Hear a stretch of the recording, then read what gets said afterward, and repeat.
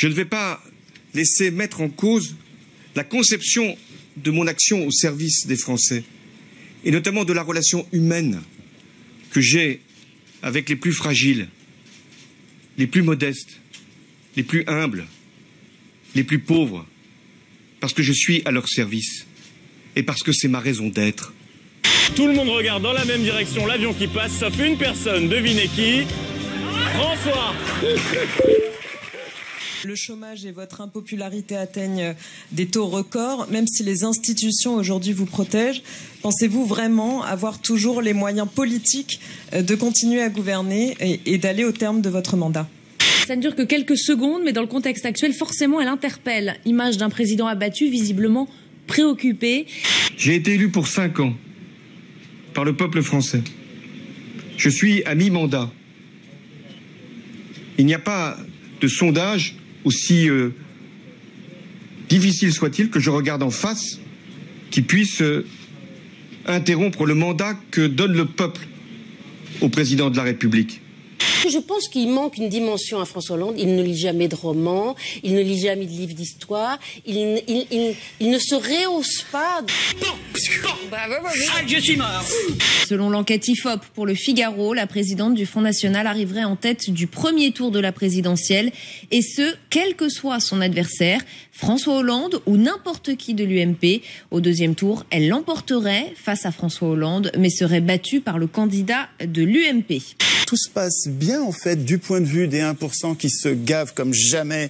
Les banques qui devraient être en prison pour faillite frauduleuse, leurs patrons se font mieux payer que jamais et arrivent maintenant au gouvernement des différents pays.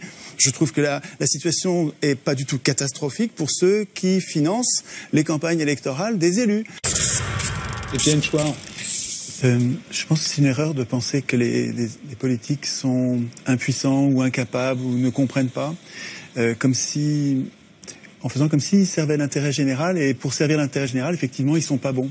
Si on renverse la perspective en comprenant que finalement ces gens-là servent les intérêts de ceux qui les ont fait élire et qui sont les 1% les plus riches de la population, à ce moment-là, c'est pas du tout une catastrophe. Vous parlez de catastrophe, mais c'est une réussite formidable. Tout se passe comme prévu.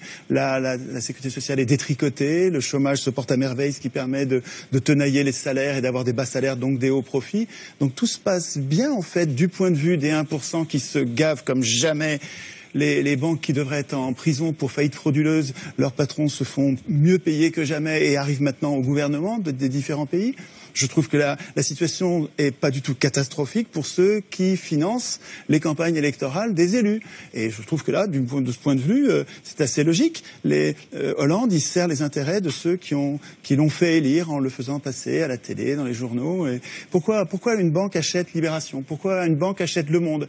Pourquoi une banque achète le quart Sud-Est? Pourquoi le Crédit Mutuel achète le quart de la presse quotidienne régionale? C'est pour gagner les élections. Et ensuite, les élus rendent des comptes à ceux qui les font élire.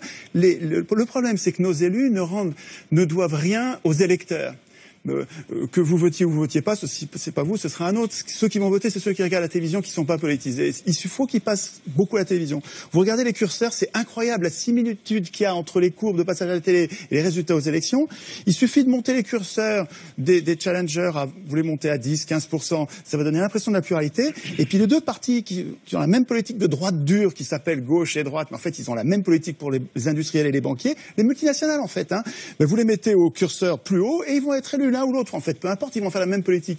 Alors évidemment, les gens sont gentils, ils croient les candidats au moment des campagnes électorales, et c'est notre gentillesse qui fait la déception après. Mais enfin, après 200 ans d'échec du suffrage universel, qui permet aux riches d'acheter le pouvoir politique, depuis qu'ils écrivent les constitutions, ces gens-là ont mis en place un système, d'abord censitaire, là au moins c'était clair, et ensuite universel quand ils sont aperçus. Tocqueville disait très tôt, donc début du 19e siècle, il disait « Je ne crains pas le suffrage universel, les gens voteront comme on leur dira ». Et ça fonctionne très bien. Donc, le fait de désigner des maîtres au lieu de voter des lois est une imposture politique. Nous ne sommes pas en démocratie. En démocratie, nous voterions nos lois. Nous-mêmes, un homme, une voix pour voter les lois, pas pour désigner des maîtres. Le fait de nous imposer de désigner des maîtres est une supercherie. Ça donne un résultat plutocratique avec les riches qui dirigent depuis 200 ans. Alors aujourd'hui, on arrive dans une crise parce que le capitalisme n'arrive pas à verser suffisamment de salaire pour vendre leur camelote. Alors effectivement, ils prétendent que le système est en crise. en crise comme si c'était un accident. Mais c'est pas du tout un accident. Les choses se passent comme d'habitude, avec une impuissance politique. Vous avez raison sur l'impuissance politique, mais cette impuissance politique, elle est programmée. Il y a un endroit où il est écrit que le peuple n'a aucune puissance. Ça s'appelle la Constitution. Le problème, c'est que tout le monde s'en fout. Nous nous foutons de la Constitution.